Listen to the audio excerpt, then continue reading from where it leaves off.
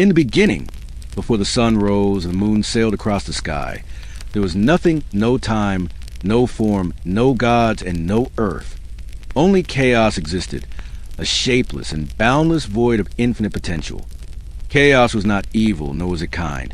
It was simply existence in its rawest, most informed state. It was a silent chasm of all beginnings. From chaos, the first primordial deities emerged. These were not gods as later known in Olympus, but raw, elemental forces, cosmic beings who shaped the universe's very fabric. The first to arise was Gaia, the earth, mother of all life, solid and nurturing. She gave form to the formless. She stretched wide, clothed in greens and browns, with mountains as her ribs and oceans flowing like her veins. Alongside Gaia came Tartarus, the embodiment of the deepest, darkest abyss. Tartarus was more than a place. It was a presence, a gaping void beneath Gaia, where even the gods feared to tread. It would later serve as a prison for rebellious deities and defeated titans. Then came Eros, the primal force of love and desire. Eros was not the winged boy of later myths, but a fundamental cosmic principle, the binding force that drove beings to unite and propagate. Through Eros, creation unfolded. Nyx, the night, emerged as a shadowy presence, and with her came Erebus, the darkness of the underworld. Nyx was mysterious and powerful, a goddess draped in twilight, feared even by Zeus in later tales. From her came Hypnos, sleep, Thanatos, death, and many other abstract forces that govern existence. From this gathering of ancient forces, the cosmos began to take shape. Gaia, alone and powerful, birthed Uranus, the sky, to cover her and become her equal. Uranus stretched across her in a dome of starlight, and together, earth and sky began to populate the world. Their first children were the Titans, 12 in total, 6 males and 6 females, Oceanus, Ceus, Crius, Hyperion, Iapetus, and Chronos, Anthea, Rhea, Themis, Mnemosyne, Phoebe, and Tethys. These beings were vast and elemental, embodiments of natural forces and cosmic laws. Some controlled the seas, the stars, memory, justice, and time itself. But Gaia and Uranus's children did not end with the Titans. They also birthed terrifying beings. The Cenomanes, 3 monstrous giants with 50 heads and 100 arms each, and the Cyclopes, one-eyed beings of brute strength and divine craftsmanship. Yet Uranus grew fearful. He looked upon his monstrous children with dread and disgust. To prevent them from rising against him, he pushed them back into Gaia's womb, imprisoning them deep within the earth. Gaia groaned with pain, her mountains heaving and rivers trembling. She begged her children to help liberate her from Uranus's tyranny. Of all the Titans, only Chronos, the youngest and most ambitious, stepped forward. Gaia fashioned a sickle of adamantine, the hardest metal in existence, and gave it to her son. When Uranus descended to lie with Gaia once more, Chronos ambushed him, reaching forth from the earth and castrating his father with a swift stroke. From Uranus's blood that spilled upon Gaia, life sprang forth anew. The Furies, Erinyes, spirits of vengeance, the Gigantes, enormous and aggressive beings, and the Milii, nymphs of the ash tree. From the severed genitals of Uranus cast into the sea, foam arose and swirled into a new form. From this foam, Aphrodite, the goddess of love and beauty, was born. She drifted ashore upon a seashell, radiant and irresistible, already possessing the power to captivate gods and mortals alike. With Uranus dethroned, Chronos took power. He freed his fellow Titans and ruled beside them in what would later be called the Golden Age. This was a time of prosperity and peace for mortals. There was no suffering, no toil, and no war. The earth yielded its bounty freely. Yet beneath this golden veneer, trouble simmered.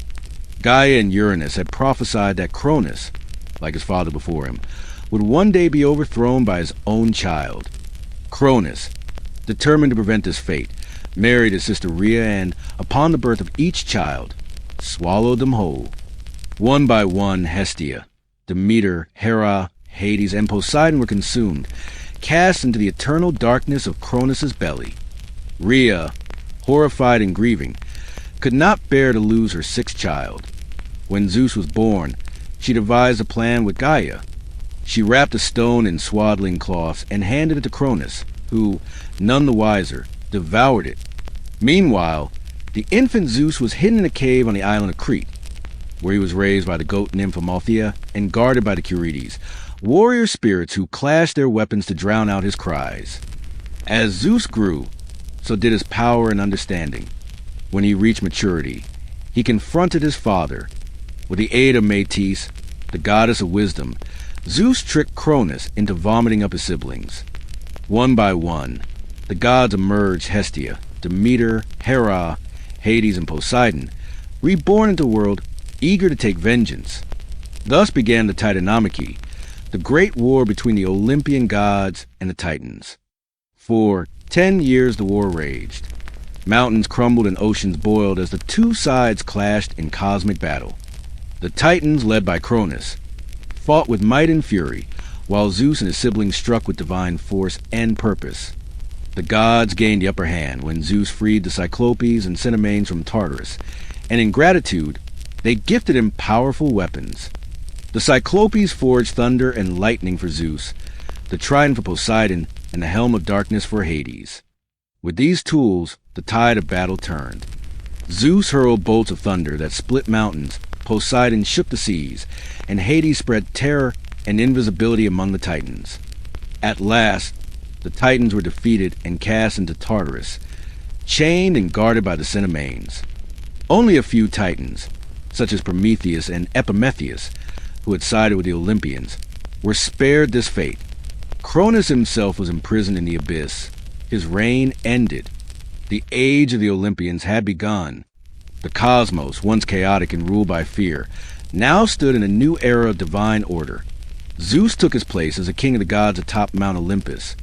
Poseidon claimed dominion over the seas, and Hades withdrew to rule the underworld. Yet the echoes of chaos remained. Though order had been forged, the balance was delicate.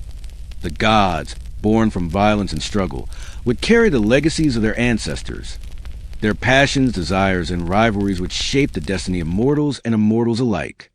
This was a world born from chaos, carved by Titans and ruled by Olympians, a world where love and revenge, fate and free will, beauty and terror, all dance upon the threads of myth. And so, the story of Greek mythology truly began. Before the thunderbolts of Zeus split the heavens, and before the name Olympus struck awe into mortal and immortal hearts alike, there was the age of the Titans, a long, vast era when ancient powers ruled the world, and the cosmos was young and unrefined. It was a time of colossal beings and primordial forces, when the earth's heartbeat echoed through gods of stone, sea, and star. The Titans were born of Gaia, Earth, and Uranus, the sky. Unlike the later Olympians, who were vivid in their anthropomorphism and emotional complexities, the Titans were vast, abstract, and elemental. They were not simply gods of places or people. They were the places themselves, the very frameworks of reality. Chronos, the youngest and most ambitious Titan, stood out among them, where others embodied stillness. Oceanus, the encircling river, Hyperion, the sun. Chronos was a god of time, especially the devouring aspect of time. He ruled with a blade forged from Gaia's will and Uranus's downfall. After overthrowing his father, he established his dominion and proclaimed the rule of the Titans. The golden age that followed was, for mortals, an age of ease and abundance. Under the rule of Chronos, the earth bore fruit without the need for farming. Humanity, still primitive and untouched by suffering, lived in peace. There was no need for laws, for none dared wrong another. Death had no sting, and disease was unknown. The world breathed in harmony with the divine. Yet the divine family was not so harmonious. Chronos chose his sister Rhea as his queen. She, like the earth herself, was nurturing and powerful, her womb destined to carry the next generation of gods. With each birth, Chronos grew more fearful, for the prophecy of his downfall echoed his ears. Gaia had warned him, as she had warned Uranus, that one of his children would rise to overthrow him. To thwart this fate, he devoured each newborn: Hestia, goddess of the hearth; Demeter, goddess of the harvest; Hera, goddess of marriage; Hades, lord of the underworld, and Poseidon, god of the seas. Each child was swallowed whole, sent into the cavernous abyss of Chronos' immortal stomach. Rhea wept in silence, her grief carving valleys into the earth. She could not bear to lose another. When she was heavy with her sixth child, Zeus, she fled to Gaia and Uranus, seeking counsel from the old powers. In a cave on the island of Crete, far from Chronos' gaze, Zeus was born. Rhea wrapped a stone in cloth and presented it to Chronos, who devoured it without suspicion. In secret, Zeus was nursed by the divine god Amalthea and guarded by the Curetes, armed youths who clashed their swords and shields to muffle the baby's cries. While Zeus grew strong, the other titans busied themselves with their own dominions. Oceanus and Tethys gave birth to the great rivers of the world, from the Nile to the Styx. Hyperion and Thea bore Helios, the sun, Selene, the moon, and Eos, the dawn, who crossed the sky each day and night in radiant chariots. Mnemosyne, goddess of memory, bore the 9 muses with Zeus in later times, giving voice to poetry, history, and music. Themis, embodiment of divine order and law, whispered truths into the ears of kings and oracles. But all was not content among the Titans. Prometheus and Epimetheus, sons of Iapetus, were curious about the newly shaped mortals. Prometheus, whose name meant forethought, loved humanity dearly. He watched as mortals struggled in the cold and dark, and he began to shape gifts for them in secret. Epimetheus, whose name meant afterthought, was more reckless and gave animals their various powers, leaving little for humankind. Prometheus knew this imbalance would doom man without help. Meanwhile, Zeus reached adulthood. Wise, powerful, and charismatic, he descended from Crete and sought out Metis, the goddess of wisdom. With her help, he concocted a potion that would force Chronos to vomit up the children he had swallowed. One by one, Zeus's siblings reemerged, fully grown and thirsting for retribution. The 6 Olympians were united at last. Chronos, enraged and desperate, summoned the other Titans to war. Thus began the Titanomachy. The war between the Titans and the Olympians shook the foundations of existence. The skies burned with divine fire. Oceans surged beyond their boundaries. Mountains cracked and spewed flame. The war lasted 10 years, a decade of torment and fury where time itself seemed suspended. The Titans took Mount Othrys as their stronghold, while the Olympians held Mount Olympus. The Titans, with their sheer size and raw power, seemed unbeatable. But the younger gods were clever, resourceful, and driven not by preservation of the old, but by creation of a new order. Gaia, remembering the injustices of Uranus and Chronos, aided Zeus. She whispered to him that victory would only come if he freed the Cinemanes and Cyclopes from Tartarus. Braving the underworld, Zeus descended into the abyss, fought past ancient guardians, and shattered the locks of Tartarus. Grateful for their freedom, the Cyclopes gifted Zeus thunder and lightning, mighty weapons of storm and fury. Poseidon received a trident capable of shaking the world and calming or enraging the seas. Hades was given a helm of darkness, allowing him to move unseen by gods and men.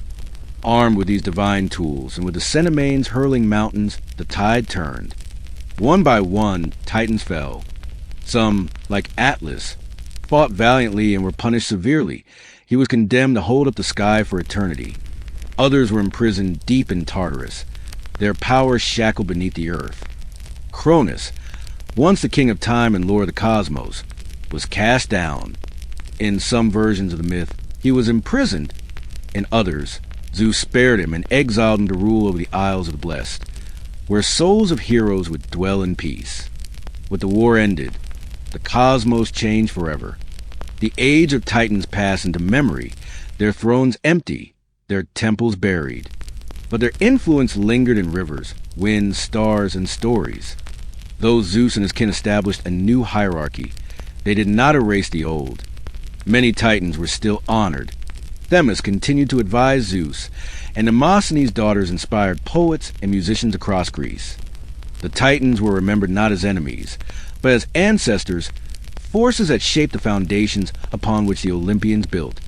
Prometheus, ever loyal to mankind, began his great rebellion against Zeus by stealing fire and giving it to mortals.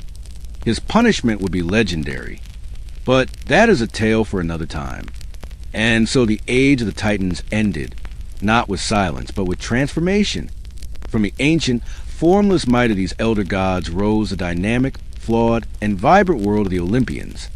Where once stood elemental Titans, now stood gods of lightning and wisdom, marriage and war, sea and harvest. Gods who walk among men, love them, curse them, and write the next chapters of mythology with every storm and song. The war had ended. The Titans had fallen. The Olympians, victors of the Titanomachy, stood atop the smoldering remnants of the old world, crowned by destiny and scarred by war. Mount Olympus, previously just another peak among the many of Greece, became a sacred place, chosen by the gods themselves as their eternal seat. With thunder still lingering in the air, Zeus raised his hand, and the world welcomed a new order. Zeus, youngest of Chronos' children, took the throne as king of the gods. His rule was not merely inherited through blood, but earned through courage, cunning, and justice.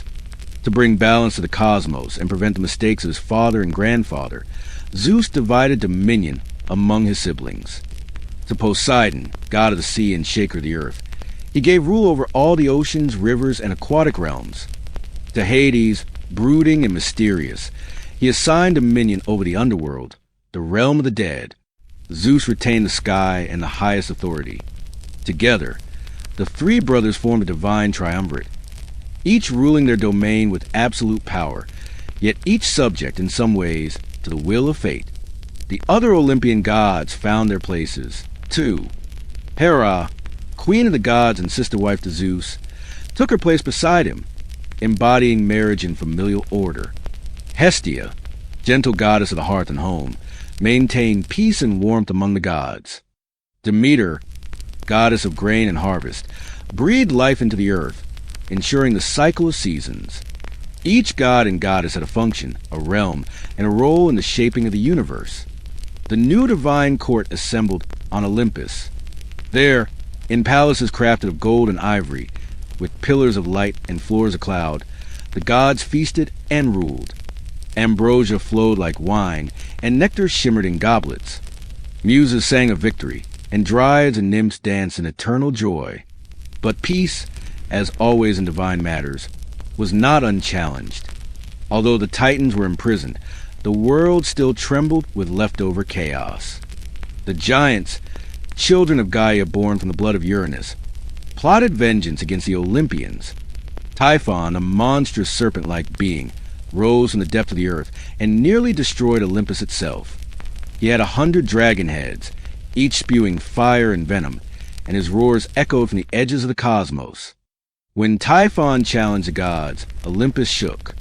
The Olympians, unprepared for such raw might, fled, many taking refuge in Egypt. Only Zeus stood his ground. Armed with his thunderbolts and flanked by Athena and Hermes, Zeus battled Typhon across the heavens. The battle was apocalyptic. Mountains crumbled, oceans surged, and the very sky tore apart.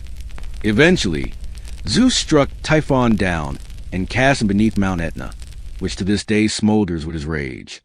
After this victory, Zeus cemented his dominance. Yet he knew that ruling required more than power. The gods needed structure, rituals, and the reverence of mortals.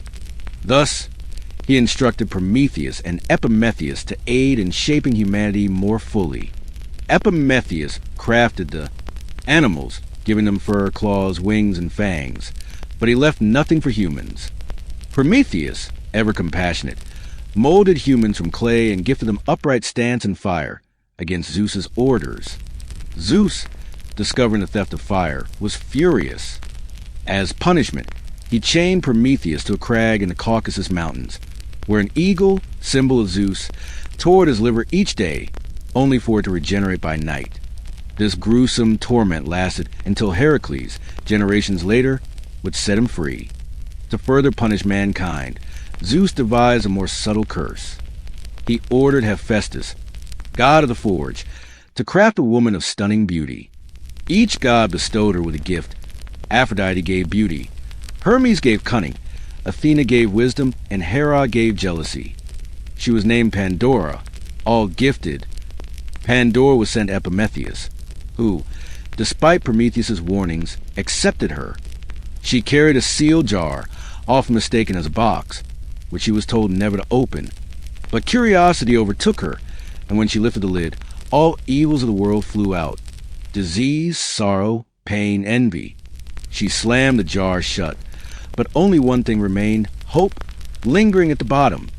Thus, even in punishment, the gods had ensured mankind would not be entirely without comfort. Back on Olympus, the gods began to expand their realms of influence. Ares, god of war and son of Zeus and Hera, embodied the brutal nature of conflict, while Athena, born from Zeus's head fully armored, represented strategy and wisdom in battle. Apollo, radiant and eloquent, became god of music, prophecy, and the sun, while his twin Artemis ruled the moon, the hunt, and wilderness. Hephaestus, born of Hera alone or cast from Olympus and later welcomed back, became a divine smith, forging weapons, thrones, and even automatons. Dionysus, god of wine, madness, and revelry, brought ecstasy and transformation to mortals. Aphrodite, born from the sea, ruled over love and beauty, stirring both peace and chaos wherever she went. Zeus, despite being king, was far from perfect. His numerous affairs and resulting children sparked many of the greatest myths. Demigods like Perseus, Heracles, and Helen of Troy were all products of his liaisons with mortal women. Hera, ever jealous and vengeful, often punished these women and their children with relentless cruelty. But Zeus's reign was not solely ruled by passion. He enforced laws among gods and mortals alike. He assigned the fates, Clotho, Lachesis, and Atropos, to weave the destiny of all beings, including himself. Even the mightiest gods bowed before the tapestry of fate. Olympus was not just a physical place. It was a divine order, a new way of cosmic governance. The gods held councils, mediated disputes, and ensured balance. They sent omens, inspired oracles, and answered prayers, though often in twisted ways. The mortal world responded in kind. Temples rose across Greece in the gods' honor. Sacrifices were made, festivals held. The bond between Olympus and Earth was intimate and volatile. Every harvest, storm, victory, and tragedy could be traced to a god's favor or wrath. And so, Olympus ruled not only as a mountain of gods, but as a reflection of all human ambition, desire, and folly. The divine realm mirrored the mortal one, filled with politics, love, vengeance, honor, and fate. The gods shaped humanity, but humanity, in turn, shaped the gods, immortal and flawed, powerful and vulnerable. This was the age of Olympus, golden and glorious, when gods still walked among men, and myths were born in every shadow and star. With the victory over the Titans secured and Olympus established as the seat of divine power, the gods began to define their rule not just over the heavens, but over the lives of mortals. The rule of the Olympians marked an era of interaction, sometimes benevolent, often vengeful, between the divine and mankind. This was a time of the founding of law, the rise of great temples, and the birth of countless legends shaped by the will and whim of the immortals who watched from the peaks of Olympus. Zeus ruled with wisdom and fear. His throne, adorned with golden eagles, overlooked a court filled with power struggles and divine drama. His word was law among gods, and yet even he was bound by oaths and fate. Beneath him were 12 Olympians, each holding dominion over aspects of the mortal world and celestial order. Though they shared divine blood, their personalities were as varied as the elements they controlled. Hera, his queen, governed marriage but burned with jealousy over Zeus's unfaithfulness. Poseidon, powerful and proud, ruled the sea with a stormy temper. Hades, solemn and just, reigned in the underworld and rarely ventured into the sunlight. Demeter's grief could stop the growth of crops, while Hestia's calm presence brought peace to every hearth. This was a divine cabinet, but it was far from harmonious. Among mortals, the gods were worshipped, feared, and beseeched. City-states built temples in their honor. Athens raised the Parthenon to Athena. Delphi whispered with the voice of Apollo. Sparta praised Ares before battle. Offerings were made, prayers sung, festivals held. The gods were not distant. They responded and often interfered. One of the most significant stories from this age is that of Demeter and Persephone, which illustrates the gods' power and the seasonal cycles of Earth. Persephone, daughter of Demeter, was abducted by Hades to be queen of the underworld. Demeter, in despair, searched the earth, refusing to allow crops to grow. Famine spread. Eventually, Zeus intervened and a compromise was struck. Persephone would spend part of the year in the underworld and part on Earth. Thus, the cycle of seasons was born, spring and summer for her return, autumn and winter for her descent. Elsewhere, Apollo's oracle at Delphi became a central point of communication between gods and mortals. People came from all corners of the Greek world to receive riddling answers from the Pythia, Apollo's priestess. Wars were started and ended by her words. Athena, goddess of wisdom and war, guided heroes and shaped cities. Her birth had been dramatic, springing fully armed from Zeus's head after he swallowed her mother, Metis. She became protector of Athens, gifted the olive tree, and inspired statesmen and warriors alike. Ares, in contrast, brought chaos. Though a god of war, he embodied its brutal and blood-soaked side, unlike Athena's strategic nature. His affair with Aphrodite, the goddess of beauty and love, scandalized Olympus. When Hephaestus, Aphrodite's husband, learned of their tryst, he trapped them in a golden net and summoned all the gods to witness their shame. Dionysus, the last to join the Olympian ranks, brought intoxication, theater, and ecstasy. His cult defied social norms and worshipped through frenzy. His dual nature, joyful and destructive, reflected the duality of human emotion and madness. Hermes, the swift messenger, bridged the divine and mortal worlds. He guided souls to the underworld, stole cattle as a baby, and invented the lyre. Always clever, he served as a mediator in many divine conflicts. Meanwhile, mortals continued to draw the gods' attention, for better or worse. Heroes rose, often born from unions between gods and mortals. They performed deeds that echoed through eternity. The gods, ever watching, would grant favors, set tests, or exact punishments. Tantalus, a mortal king, tested the god by serving his own son Pelops at a feast. Horrified, the gods punished him with eternal hunger and thirst in the underworld. Sisyphus, who cheated death, was sentenced to push a boulder uphill forever. These tales served as warnings. Mortals who defied the gods faced ruin. But the gods would be kind, too. Baucis and Philemon, an old couple who welcomed Zeus and Hermes in disguise, were spared a flood that destroyed their village. Their hospitality was rewarded with eternal life together as intertwined trees. The gods shaped the stars as well. Many constellations were immortalized souls or creatures placed in the sky. Orion the hunter, Callisto turned into a bear by Hera, and even the eagle of Zeus all became part of the night sky, telling tales through light. As the rule of the Olympians continued, myths intertwined. Mortals prayed, feared, and honored the gods, building a tapestry of beliefs that would guide their lives.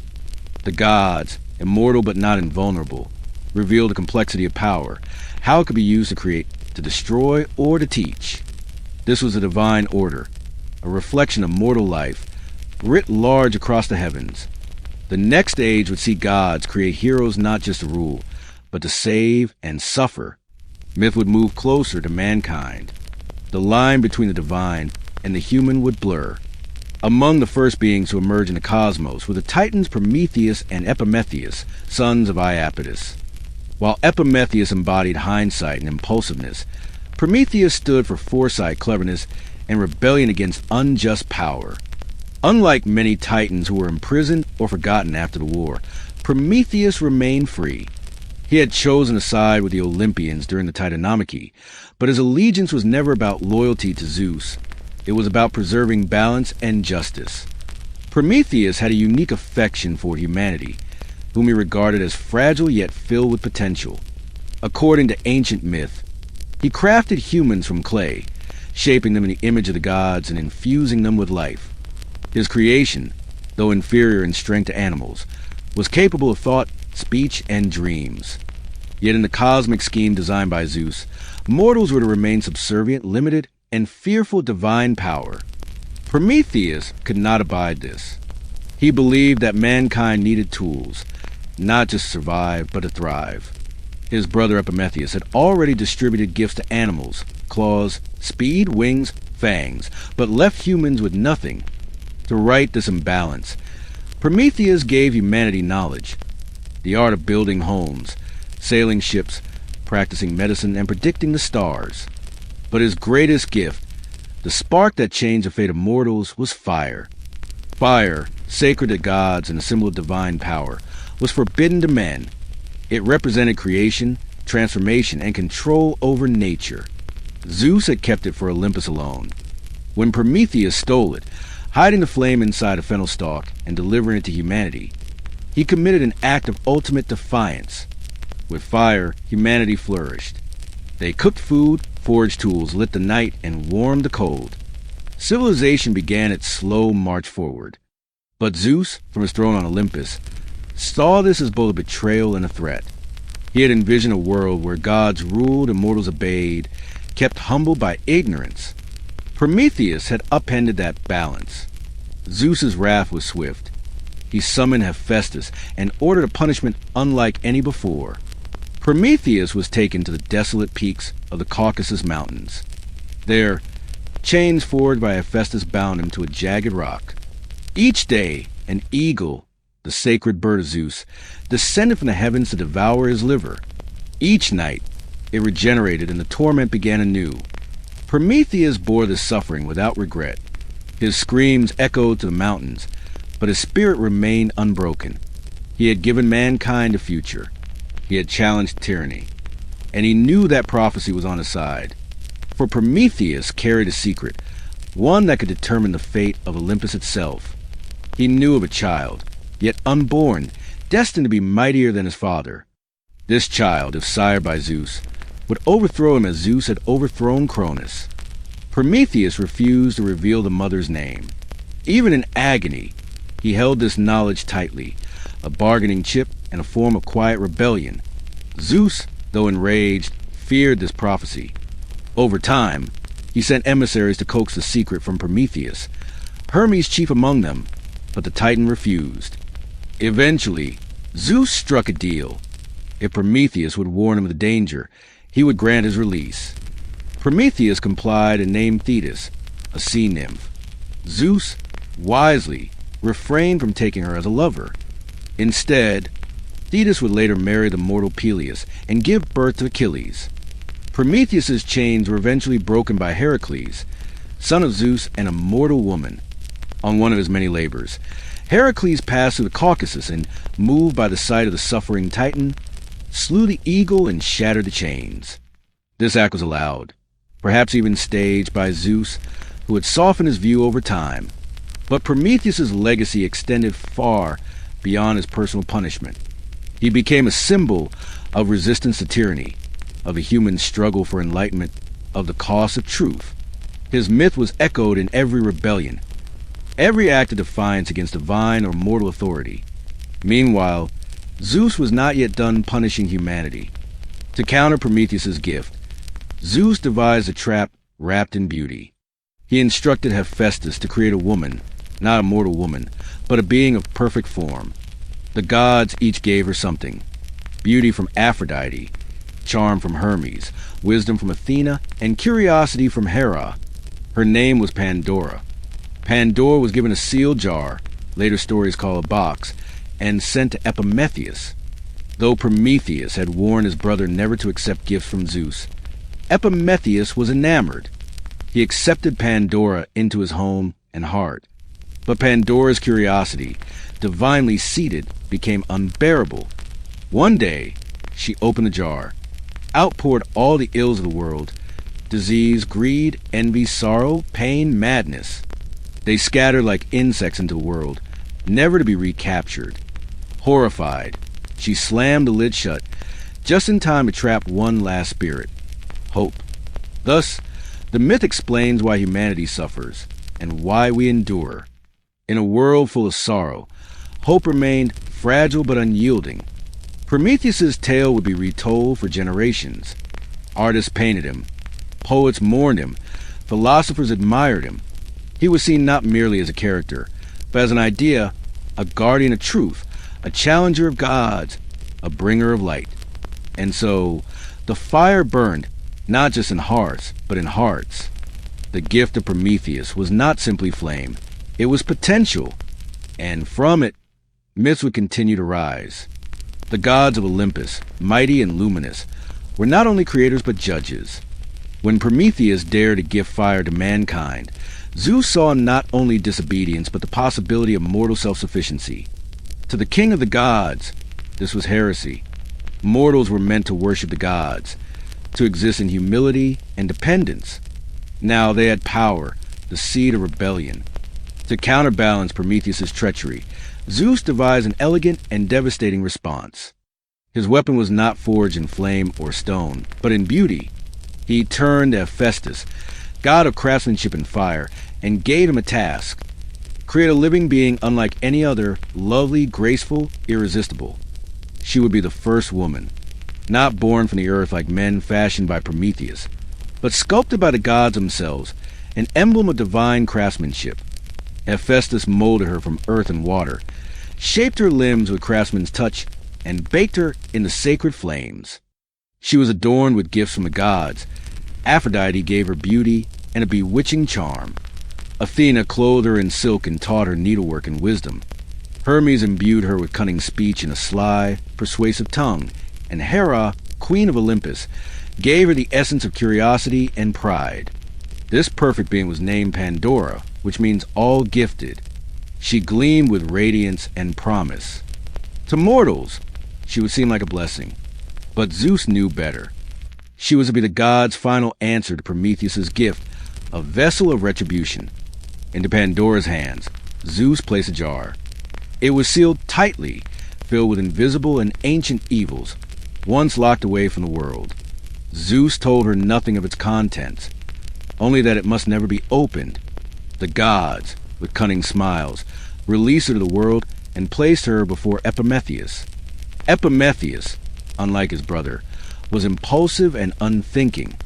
Though warned by Prometheus to accept no gift from the gods, Epimetheus was overcome by Pandora's beauty and grace. He welcomed her into his home and heart, oblivious to the divine trap being sprung. At first, Pandora's life on earth was blissful. She moved among mortals like a goddess. Flowers seemed to bloom beneath her feet. Men praised her. Women admired her. But within her, the ember of curiosity, gifted by Hera, began to smolder. The jar, always near, whispered to her in dreams. What could be inside? Why had it been sealed? Why was it forbidden? Pandora asked Epimetheus, but he knew no more than she. The mystery consumed her. One fateful day, while Epimetheus was away, Pandora approached the jar. Her hands trembled. Her breath quickened. She lifted the lid. At that moment, chaos was unleashed. Out from the jar flew a storm of invisible spirits. Disease, which blackened the lungs and fevered the brow. Famine, with her skeletal fingers. War, with his blood-stained sword. Envy, whose gaze twisted minds. Greed, that hollowed the heart. Despair, that extinguished joy. Madness, that fractured thought. Screeching like banshees, they scattered into the world, hiding in shadows, entering homes, infecting dreams. Pandora screamed and slammed the lid shut, but it was too late. Only one thing remained at the bottom of the jar. Olympus, hope. Fragile, glowing faintly, it hovered inside the dark jar like the last star in a stormy sky. Hope did not fly out with the others. It waited. It was said that Zeus allowed this single spirit to remain so that mortals, despite all suffering, would not surrender to despair. Pandora fell to her knees. Tears ran down her cheeks. She realized too late the magnitude of her mistake. The age of peace was over. Suffering had entered the world, and it would never leave. Yet in that sorrow, hope still lingered, a flicker of light against a growing darkness. Mortal life, from that point on, became a complex dance between joy and pain. Love would bloom, but death would follow. Prosperity would come, but so would hunger. Wisdom would be gained, but only through loss. This duality, both curse and blessing, defined humanity's condition. Pandora herself was not universally condemned. To some, she was blamed for all sorrow, the Greek Eve, her curiosity, the downfall of man. To others, she was a tragic figure, a pawn in a divine game, punished for doing what the gods designed her to do. She became a symbol of mortal imperfection, but also of endurance. In later tales, Pandora bore a daughter, Pyrrha, with Epimetheus, together with Deucalion, the son of Prometheus. Pyrrha would one day survive a great flood sent by Zeus to cleanse the world. Through them, humanity would be reborn, a second chance built upon the ashes of first. The myth of Pandora became deeply woven into Greek thought. Philosophers pondered her role, poets sang of her beauty and mistake, and artists painted her in moments of hesitation or despair. She represented complexity of divine justice, the seduction of the forbidden, and the inescapable nature of consequence. But above all, Pandora's myth reminds us of the one thing we carry, even after everything else is lost: hope. And it is through that hope that myths continue and that heroes rise. Though Zeus reigned supreme over Olympus, the king of the gods was not content to rule alone. His passion stirred as deeply as his thunder rumbled, and so his gaze often fell from the heavens to the mortal world below. Where other gods stood aloof, Zeus descended, sometimes in disguise, sometimes in stormy splendor, to lay with women both mortal and divine. From these unions sprang a generation of heroes, many destined to shape history and myth. Their stories would echo from mountaintops to city walls, etched into marble and sung in verse. Zeus's amorous pursuits were notorious. Though married to Hera, his heart and body often strayed, leaving behind a trail of divine offspring and mortal chaos. Hera, ever vengeful, took her wrath not just on Zeus's lovers, but on the children born of his affairs. And yet, these children would often rise to greatness, their divine blood both a blessing and a burden. Among the most famous was Heracles, the mighty son of Zeus and the mortal woman Alcmene. Zeus had visited Alcmene in the guise of her husband Amphitryon, extending the night to ensure Heracles' conception. From birth, Heracles was set apart, stronger, larger, and destined for greatness. Hera, enraged, sent serpents to kill him in his cradle, but the infant strangled him with his bare hands. Heracles' life was one of tragedy and triumph, marked by madness, penance, and 12 epic labors that would elevate him to immortality. Another son of Zeus was Perseus, born to Danae. Her father, fearing a prophecy that her child would kill him, locked Danae in a bronze chamber. But Zeus came to her as a shower of golden light, and from that union came Perseus. He would grow to slay the Gorgon Medusa, rescue Andromeda, and become a founder of Mycenae. Zeus also fathered Helen of Troy, whose beauty launched 1,000 ships, with Leda appearing as a swan. With Europa, he came as a magnificent bull, carrying her across the sea to Crete, where she bore Minos, Rhadamanthus, and Sarpedon. Each child played a pivotal role in future legends and dynasties. The tale of Semele, a mortal princess of Thebes, was among the most tragic. Wooed by Zeus, she became pregnant with Dionysus. Hera, disguised as an old crone, planted doubt in her heart. Semele demanded Zeus reveal himself in his true form. Bound by oath, Zeus complied, and his divine glory consumed her. From her ashes, Zeus rescued the unborn Dionysus, sewing him into his thigh until he was ready to be born. Even Callisto, a loyal huntress of Artemis, was not spared. Zeus approached her in Artemis's guise and seduced her. When her pregnancy was revealed, Artemis cast her out. Later, Hera transformed her into a bear. Zeus intervened and placed her in the sky as the constellation Ursa Major. Each of these stories carried not just drama and sorrow, but seeds of destiny. The children of Zeus were not ordinary beings. They were demigods, inheritors of divine essence, marked for greatness but haunted by divine politics. Their mortal mothers often paid dearly for their brief encounters with godhood, facing shame, exile, transformation, or death. Yet the influence of Zeus extended beyond fatherhood. Through these unions, he seeded lineages that would dominate Greek myth and history. The house of Atreus, the royal family of Thebes, and the kings of Crete all trace their origins to Zeus. Even among the gods, his romantic escapades stirred envy and conflict. Hera's vengeance became legendary. She harassed Heracles with madness, drove Io into a cow's form, and set Argus to watch over her. She sent the gadfly that tormented Europa and unleashed monsters upon Perseus. But Zeus's pursuits were not only lustful, they were sometimes strategic. By fathering heroes and rulers, he extended his influence across the mortal realm. Through his children, he was present in every corner of the Greek world, in its wars, cities, and myths. The era of Zeus's loves was not just a period of passion. It was the genesis of heroism. From his unions rose the defenders of cities, the slayers of monsters, and the founders of dynasties. Their fates, intertwined with gods and men, shaped the legends that followed.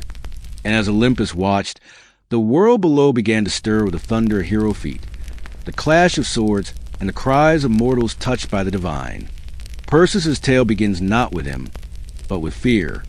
His grandfather, King Achilles of Argos, had received a chilling prophecy. He would be killed by his daughter Danae's son. Terrified, Achilles locked Danae in a bronze chamber deep beneath the palace to prevent her from ever bearing a child. But fate cannot be caged. Zeus, taking the form of a golden shower of light, entered her cell and lay with her. From their union, Perseus was born. When Achilles discovered the child, his fear overcame his reason. Unwilling to kill them directly, risking divine retribution, he placed Danae and her infant son in a wooden chest and cast them into the sea. The gods watched over them, and the waves carried them to the island of Cerberus, where a kind fisherman named Dictys rescued them. Years passed. Perseus grew into a strong and noble youth, unaware of his destiny. But trouble awaited. Polydectes, king of Cerberus and brother Dictys, grew lustful toward Danae and saw Perseus as an obstacle. To remove him, Polydectes devised a plan. He feigned a desire to marry another and demanded gifts from all his subjects. Perseus, having no wealth, offered to bring anything, even the head of Medusa. Polydectes seized upon the boast and commanded Perseus to deliver on his promise. What Perseus had done, unknowingly, was volunteer to face a horror unlike any other. Medusa was one of the three Gorgon sisters, creatures with serpent hair, bronze hands, and eyes that turned all who met them to stone. Unlike her immortal sisters, Medusa was mortal, cursed by Athena for desecrating her temple. To gaze upon her was death. Perseus, realizing the impossibility of his task, prayed to the gods. Athena, always vigilant, answered. She told him that success was possible with aid. Hermes, messenger of the gods, joined her. They gifted Perseus with tools: a polished bronze shield from Athena, a curved sword harp. From Hermes, a helm of invisibility; from Hades, a magical satchel, and winged sandals to carry him swiftly through the skies. But before he could confront Medusa, Perseus needed knowledge. He sought the three ancient sisters who shared one eye and one tooth between them. Perseus surprised them, stealing their eye and refusing to return it until they revealed the location of the Gorgon's lair. Begrudgingly, they told him. Perseus journeyed to the ends of the earth, across shadowed lands and silver seas, to a place where night never ended. There, among shattered statues of fallen heroes, he found the Gorgons asleep. Medusa lay at the center, her snake-like hair hissing even in slumber. Using the mirrored shield, Perseus approached backward, avoiding her gaze. As the serpent stirred and one eye blinked open, he raised his blade and struck. Medusa's head was severed in a single blow.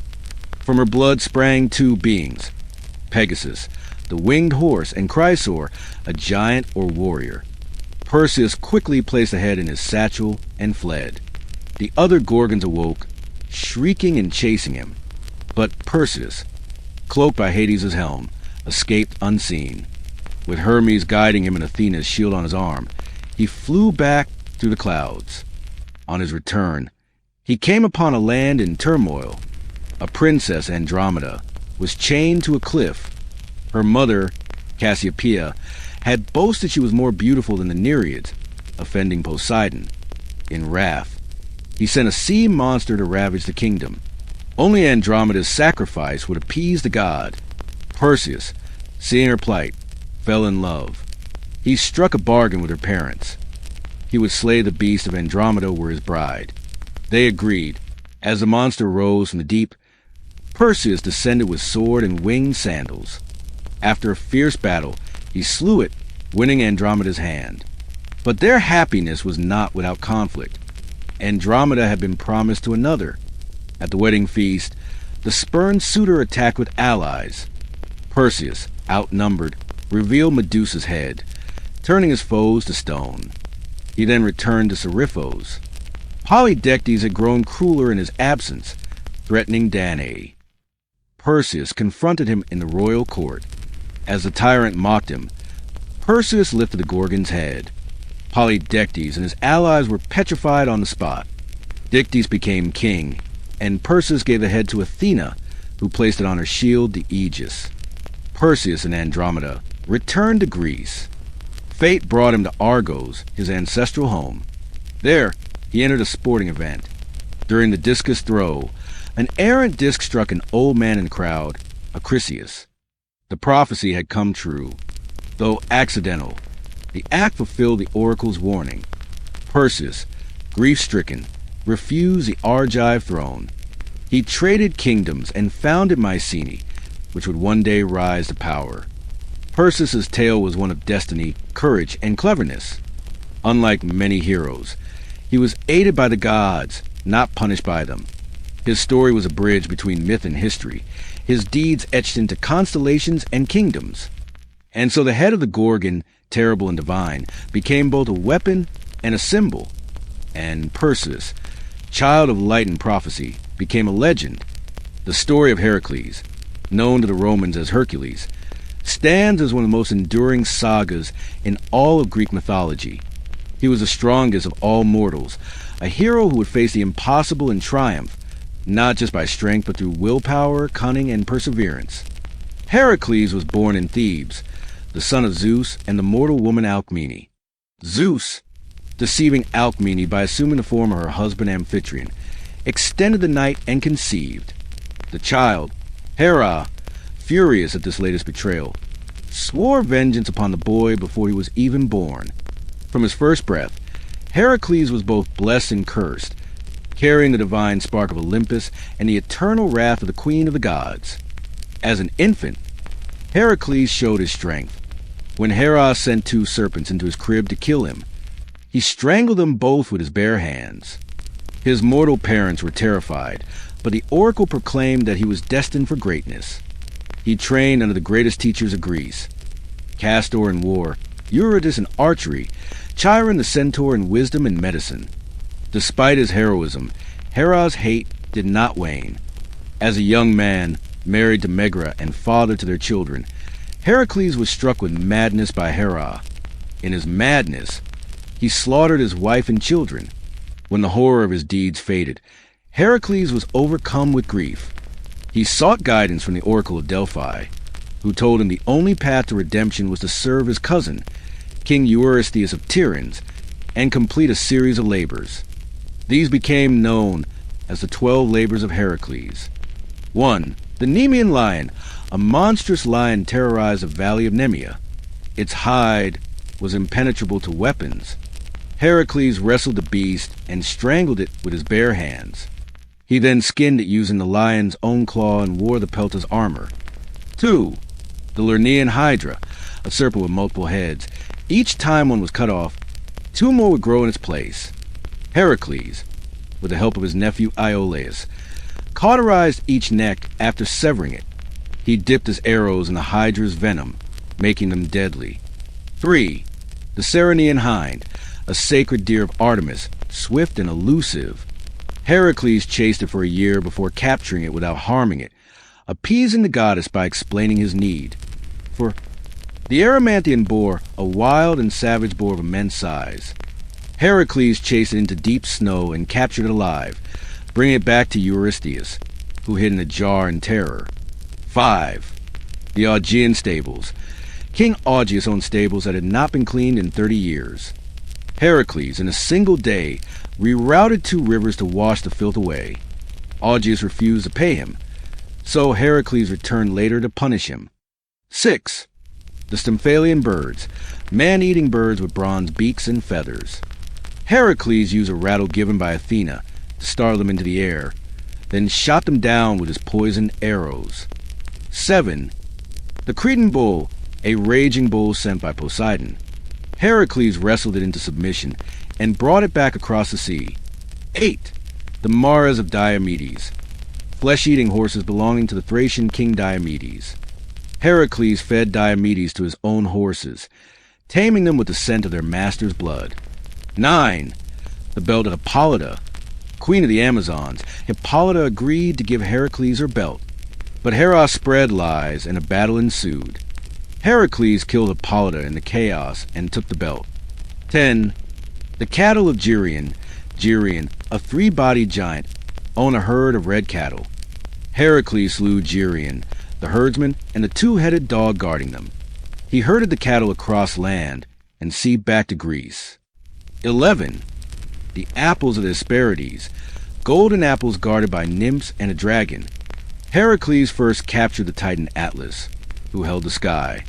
He offered to hold the sky, while Atlas fetched the apples, then tricked Atlas into taking the burden back. 12. The capture of Cerberus, the most daunting task. Heracles descended into the underworld and asked Hades for permission. Hades agreed, if Heracles could subdue Cerberus without weapons. He wrestled the 3-headed beast and brought it to the surface. After completing the labors, Heracles continued his adventures. He sailed with the Argonauts, battled giants, and freed Prometheus. But tragedy followed him. His second wife, Deianira, poisoned him with a robe soaked in the blood of the centaur Nessus, believing it would keep his love. It burned his flesh. Dying, Heracles built a funeral pyre. As the flames consumed him, Zeus took him to Olympus. He was granted immortality and married the goddess Hebe. Heracles became the greatest of heroes, worshipped as both man and god. His strength, courage, and suffering made him beloved across all of Greece. He represented humanity at its most heroic and most flawed. His labors taught that redemption is earned, not given, that suffering can purify, that even in madness and pain, greatness can arise. And thus, Heracles joined the gods, immortal, thunderous, and unforgettable. In the heart of Athens, a prince was born who would become one of Greece's most beloved heroes. Theseus, son of Aegeus, king of Athens, and Aethra, a mortal woman, came into the world under the shadow of mystery. Some legends claim that Poseidon, god of the sea, was his true father. Regardless of his paternity, Theseus grew strong, wise, and brave, qualities that would define his legend. Before he was born, King Aegeus, desperate for an heir, consulted the Oracle of Delphi. The cryptic response led him to the city of Treason, where he lay with Aethra. Before departing, Aegeus placed his sword and sandals beneath a great stone and told Aethra that if their child were strong enough to lift it, he should come to Athens.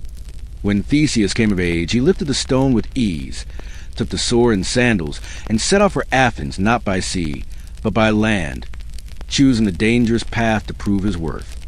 Along the way, he cleared the road of criminals and monsters, each symbolic of civilization triumphing over chaos.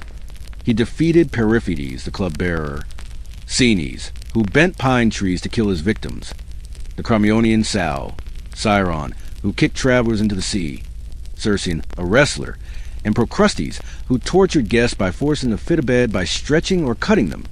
By the time he reached Athens, his name was already known. In Athens, he was welcomed by Aegeus, though the king's consort, the sorceress Medea, saw him as a threat. She plotted to poison him, but Aegeus recognized his son just in time, knocking the cup away. Theseus was declared heir to the throne. Yet a darker fate awaited the city. Years earlier, Athens had been defeated in war by King Minos of Crete. As punishment, Athens was forced to send 7 young men and 7 young women every 9 years to the island, tribute to feed the Minotaur, a monstrous half-man, half-bull that dwelled in the labyrinth. The labyrinth, a sprawling maze beneath the palace of Knossos, had been constructed by the genius Daedalus. The Minotaur, born of a union between Queen Perseus and a divine bull sent by Poseidon, was a shameful secret turned into a spectacle of terror. Theseus, hearing of the sacrifice, volunteered to be among the tributes. His goal, to slay the Minotaur and end Athens' suffering. He sailed to Crete with the others, and upon arrival, caught the eye of Princess Ariadne, daughter of King Minos. She fell in love with him and decided to help. Ariadne gave Theseus a sword and a spool of thread, instructing him to tie one end at the entrance and unwind it as he went. With it, he could navigate the labyrinth and find his way back. Theseus entered the maze. Inside, the walls loomed high and featureless, the passages endless, but he pressed on, guided by instinct and thread. Deep within, he encountered the Minotaur, a towering creature with the body of a man and the head of a bull. Their battle was fierce, but Theseus prevailed, killing the beast with the sword. He retraced his steps using the thread and emerged victorious. In the dead of night, he fled Crete with Ariadne and the other survivors. But as they sailed home, Theseus made a fateful mistake. On the island of Naxos, he abandoned Ariadne, whether by design or by the will of the gods varies in retellings. Some say Dionysus claimed her as his bride. Others say Theseus betrayed her. As he approached Athens, Theseus forgot to replace the ship's black sails with white ones, a signal agreed upon with his father. Seeing the black sails, Aegeus believed his son dead and leapt into the sea, giving the Aegean Sea its name. Theseus became king, ushering in an age of democracy and reform. He united the tribe of Attica and established festivals and games. Yet his later years were marred by tragedy. His friendship with Pirithous led disastrous adventures, including an ill-fated attempt to kidnap Persephone. For that, he was imprisoned in the underworld and later rescued by Heracles. His life ended in exile, but his legacy endured.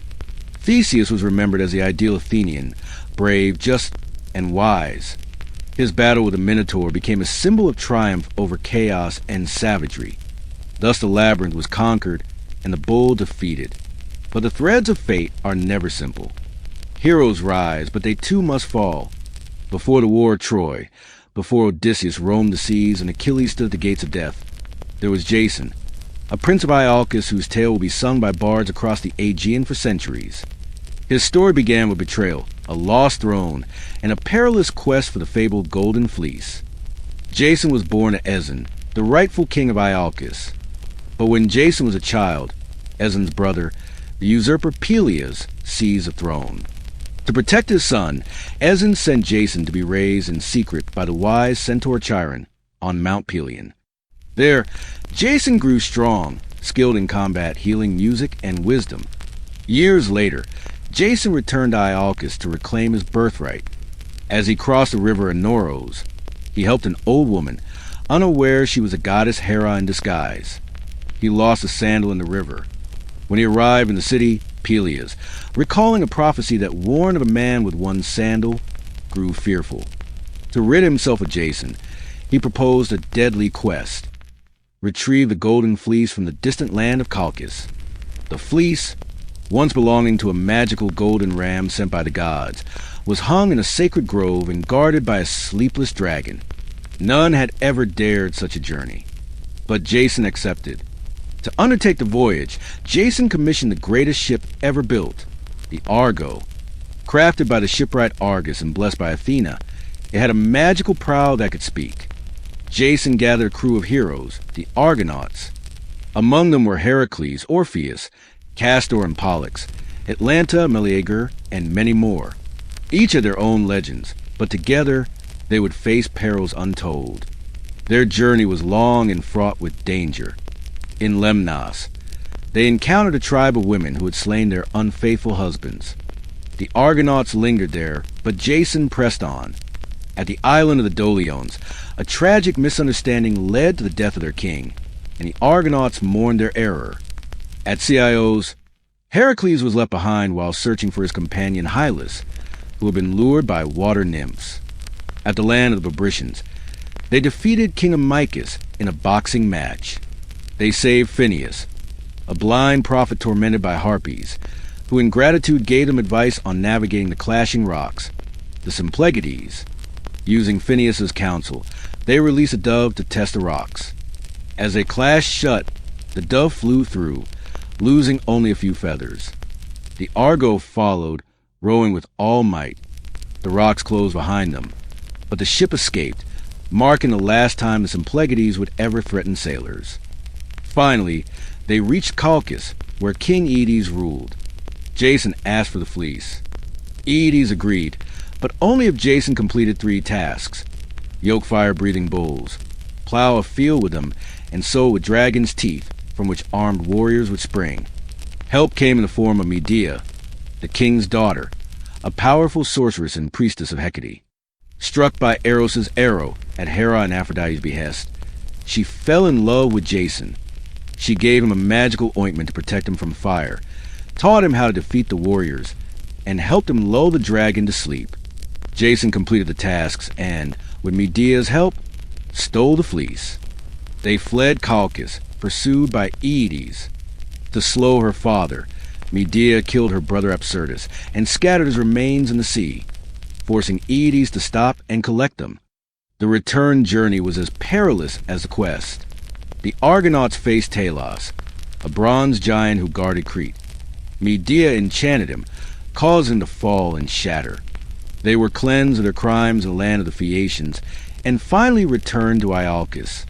But Jason's trials were not over.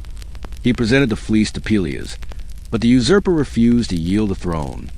Medea tricked Peleus' daughters into killing their father by showing them a false spell to restore youth. Enraged, the people exiled Jason and Medea. They fled to Corinth, where their happiness unraveled. Jason betrayed Medea by agreeing to marry Glauce, the daughter of the Corinthian king. Medea, furious and heartbroken, enacted a terrible revenge. She sent Glauce a poison robe that consumed her in flame.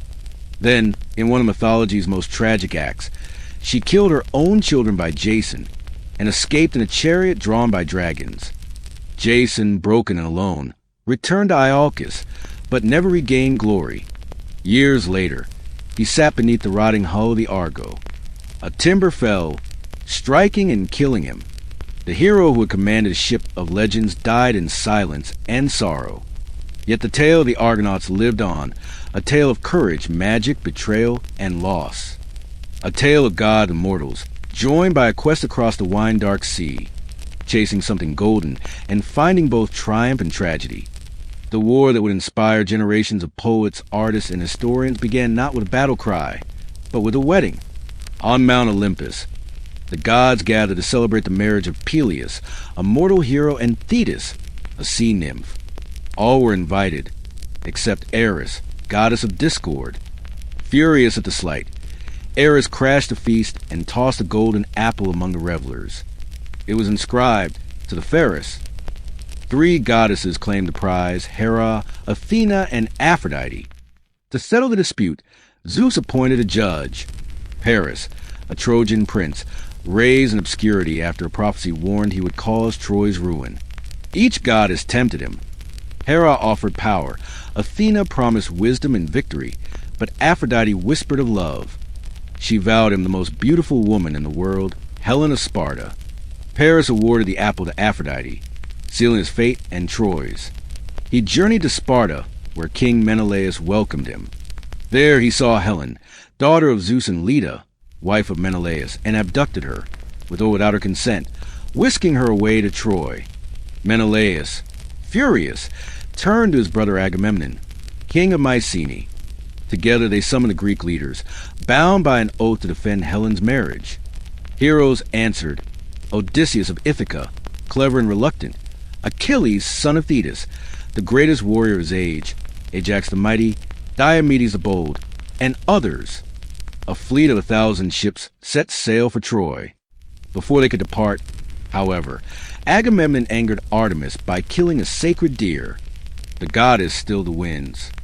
The seer Calchas declared that only a sacrifice would appease her, Agamemnon's daughter, Iphigenia. Torn but determined, Agamemnon offered her. The winds rose and the fleet sailed. Troy, ruled by King Priam, was a mighty city with walls built by Poseidon and Apollo. Its defenders were fierce: Hector, noble son of Priam; Aeneas, destined to survive; Paris, beautiful but doomed. For 9 years, the war raged, neither side claiming victory. Battles, truces, and betrayals filled the days. Achilles, though nearly invincible, quarreled with Agamemnon over Perseus, a captured maiden. Enraged, Achilles withdrew from battle. Without him, the Greeks faltered. Hector led a charge and slew Patroclus, Achilles' closest companion, who had donned Achilles' armor to rally the troops. Grief-stricken and enraged, Achilles returned to battle. He stormed the Trojan ranks, slaughtered Hector, and dragged his body behind his chariot. Priam, guided by Hermes, came to the Greek camp under night and begged for his son's body. Moved by the old king's grief, Achilles relented. Meanwhile, the gods took sides. Hera and Athena favored the Greeks. Aphrodite and Apollo aided the Trojans. Zeus sought balance, occasionally tipping the scale. Eventually, Paris shot Achilles in the heel, his only vulnerable spot, guided by Apollo. With Achilles dead, the Greeks mourned but pressed on. They fought over his armor, which Odysseus won, and Ajax, disgraced, took his own life. The war dragged until Odysseus proposed a trick: the Trojan horse. The Greeks pretended to retreat, leaving behind a massive wooden horse. Inside hid their best warriors. The Trojans, believing it a gift, brought it into the city. At night, the Greeks emerged, opened the gates, and Troy burned. Men were slaughtered, women enslaved, children thrown from walls. Priam was killed at the altar, and Queen Hecuba wept as her world collapsed. Aeneas escaped with his father and son, beginning a new journey. Helen returned to Sparta, her fate debated in many versions. Some say she was taken, others that she chose. Troy was no more, but its ashes gave rise to legends. The Trojan War was not just a conflict. It was a crucible of heroism, betrayal, love, and fate. Its echoes would shape Greek identity and inspire Homer's Iliad and Odyssey. And though the city fell, the myth endured. The fires of Troy had died down, its ashes scattered on the winds. But for one man, the war was far from over. Odysseus, king of Ithaca, had fought bravely, devised a Trojan horse, and helped bring the Greeks victory. Yet as his comrades sailed home, Odysseus' journey was just beginning. A voyage of hardship, temptation, and divine whimsy that would take 10 long years. Odysseus' tale, immortalized in Homer's Odyssey, begins with the wrath of Poseidon. The sea god had cursed him after Odysseus blinded his son, the Cyclops Polyphemus. Thus, every time Odysseus neared home, the winds would shift, the sea would rise, and fate would veer. His crew, brave but flawed, faced countless trials. First came the Cyclones, then the Lotus Eaters, whose fruit dulled the memory and will. Then came the land of the Cyclopes. There, Polyphemus trapped Odysseus and his men. They escaped by blinding the giant with a heated stake and hiding beneath sheep. But as they fled, Odysseus, proud and foolish, revealed his name, inviting Poseidon's fury. They next found Aeolus, keeper of the winds, who gave Odysseus a bag containing all but the west wind. Ithaca was in sight when the curious crew opened the bag, and the winds blew them far away. On the island of the Laestrygonians, cannibal giants destroyed most of their fleet. The survivors reached Aea, where the sorceress Circe turned men into pigs. With Hermes' help, Odysseus resisted her magic and freed his crew. He remained with her for a year, regaining strength. Circe then guided him to the underworld, where he consulted the prophet Tiresias. There, he saw the spirits of his mother, Achilles, Agamemnon, and others. He returned to Aea, and Circe warned him of more trials. He sailed past the sirens, whose song lured men to doom. Odysseus had himself bound to the mast, ears open, while his crew plugged theirs with wax. Next came Scylla and Charybdis. Scylla, a 6-headed monster, snatched men from the deck. Charybdis, a whirlpool, threatened to swallow the ship whole. Odysseus chose Scylla, sacrificing a few to save the many. They reached Thrinacia, island of Helios. Though warned not to touch the sacred cattle, hunger drove the crew to slaughter them. In punishment, Zeus sent a storm that destroyed the ship. Only Odysseus survived, clinging to wreckage. He washed ashore on Ogygia, where the nymph Calypso held him for 7 years. She loved him and offered immortality. But Odysseus longed for Ithaca. The gods intervened. Hermes ordered his release, and Odysseus built a raft. Poseidon, still wrathful, wrecked it. Odysseus washed ashore in Phaeacia, where he told his story to King Alcinous. Moved, the king sent him home with gifts and a ship. At last, Odysseus reached Ithaca, but danger remained. In his absence, suitors had overrun his palace, vying for Penelope's hand and devouring his wealth. Disguised as a beggar, he plotted his revenge.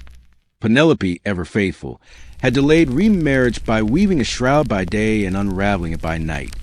Now, she proposed a contest. String Odysseus' bow and shoot an arrow through 12 axe heads.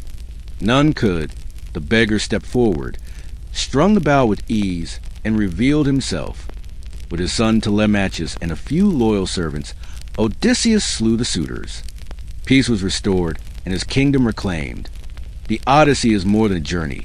It is a reflection on home, identity, loyalty, and the enduring strength of the human spirit.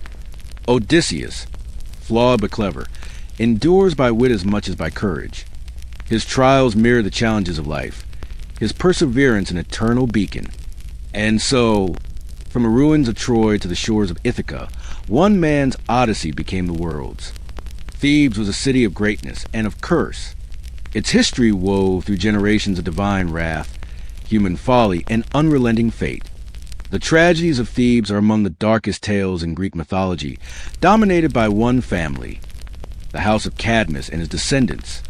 It began with Cadmus, brother of Europa, whom Zeus had abducted in the form of a bull, told by the oracle at Delphi to stop searching and follow a cow until it lay down. Cadmus obeyed. Where the cow stopped, he founded Thebes. But first, he slew a dragon sacred to Ares and sowed its teeth in the earth. From them sprang warriors, the Spartoi, who battled until 5 remained. These became the city's noble ancestors. Cadmus married Harmonia, daughter of Ares and Aphrodite. Their wedding was grand, but their descendants would know little joy. Cadmus and Harmonia were later turned into serpents, a grim reflection of their link to the dragon's blood. Generations later came Laius, king of Thebes, who defied the god by abducting Chrysippus, son of Pelops. For this hubris, the family was cursed. Laius married Jocasta, and they bore a son, Oedipus. But the oracle warned Laius that his child would kill him and marry his mother. To avoid fate, Laius ordered the child left to die. But fate is never so easily denied. The baby was found and raised by the royal family of Corinth. Unaware of his origin, Oedipus grew into a wise and capable man. Hearing rumors he was not the true son of his parents, he consulted the oracle, who echoed the original prophecy. To avoid such horrors, he fled Corinth, unknowingly running toward his destiny. On the road, he quarreled with a nobleman and killed him, Laius, his true father. Later, Thebes, plagued by the Sphinx, cried out for salvation. The Sphinx posed a riddle. What walks on 4 legs in the morning, 2 at noon, and 3 in the evening? Oedipus answered, man. The Sphinx threw herself from a cliff. As reward, Oedipus was made king and married the queen, his mother, Jocasta. Years passed. A plague struck Thebes. The oracle said the land was cursed by the presence of Laius's murderer. Oedipus investigated, determined to find the truth. Slowly, horribly, the pieces fell into place. Jocasta hanged herself. Oedipus, in horror, blinded himself.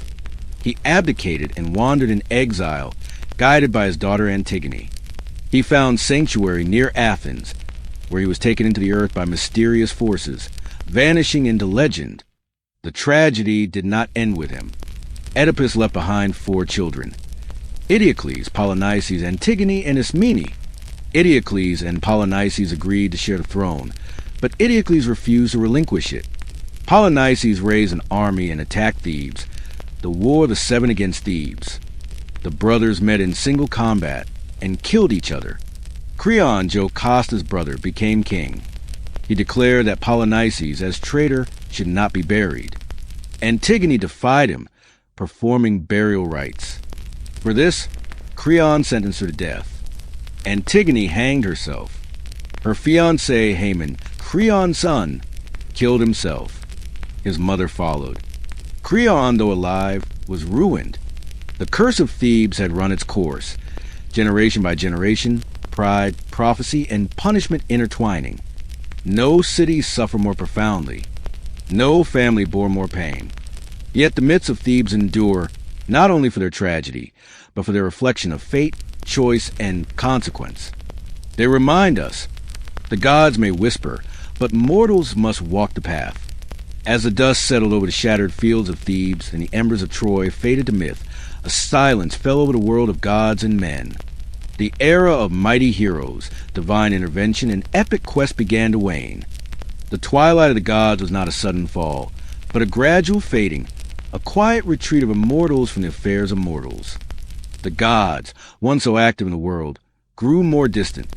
Their temples still stood, their names still spoken in oaths and prayers, but their presence became less direct. They no longer walked among mortals in disguise, nor did their thunderous judgments shape cities as they once had. The age of myth transformed into the age of memory. Zeus still ruled Olympus, but even he seemed subdued. The struggles of his children, the wars sparked by his desires, the heroes birthed from his liaisons, all echoed with sorrow and caution. Hera's fury cooled into silence. Poseidon's seas churned less with divine wrath, and even Hades, lord of the dead, stood apart, no longer emerging from his shadowy realm. The younger gods, the muses, the graces, and the lesser deities carried on their dances, but the passion of earlier times faded. Dionysus still inspired ecstasy and madness, but fewer mortals followed his call. The great oracles, like Delphi, continued to whisper truths, yet even they spoke more of destiny fulfilled in futures unwritten. The last flickers of divine engagement came through lingering heroes. Aeneas, survivor of Troy, carried the Trojan legacy westward to Italy, where his descendants would found Rome. Heracles remained worshipped across Greece and beyond, his name invoked in labors great and small. Oracles foretold a coming time when gods would be forgotten, and man would walk alone, guided by reason rather than reverence. But even as the gods withdrew, their stories endured. They lived on in marble and mosaic, in verse and in play. Homer's Iliad and Odyssey, Hesiod's Theogony, and countless local legends carried their tales from hearth to temple to academy. These stories became more than entertainment. They became mirrors. Mortals saw in them their own virtues and flaws, ambition, jealousy, love, pride, sacrifice.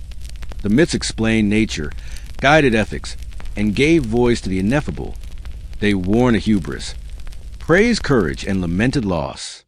In the tales of Oedipus and Antigone, men saw the weight of fate and the agony of choice. In the loves of Zeus, they saw the beauty and danger of desire. In Prometheus, they found the pain of rebellion and the fire of hope. Mythology, though divine in origin, was ultimately human at heart. It grew not only from gods, but from the people who shaped, retold, and reimagined it. Every storyteller, every sculptor, every philosopher became a vessel through which the myth evolved. In time, new beliefs would rise. New gods would take the stage, or be cast down. But the old stories, like the constellations named after heroes and beasts, would remain silent witnesses in the night sky. Today, Greek mythology is no longer a religion, but a legacy. It is studied, performed, and celebrated. Its symbols, Pegasus, the thunderbolt, the laurel wreath, still speak to imagination and identity. The names of Athena, Apollo, and Artemis echo in cities, sciences, and space. And though Olympus may be quiet, the myths are not dead. They live wherever stories are told, of struggle and triumph, of gods and mortals, of beginnings and ends. Thus concludes a tale of Greek mythology, not with a final word, but with an eternal echo. The gods have departed. The heroes have fallen, but the stories remain. Immortal,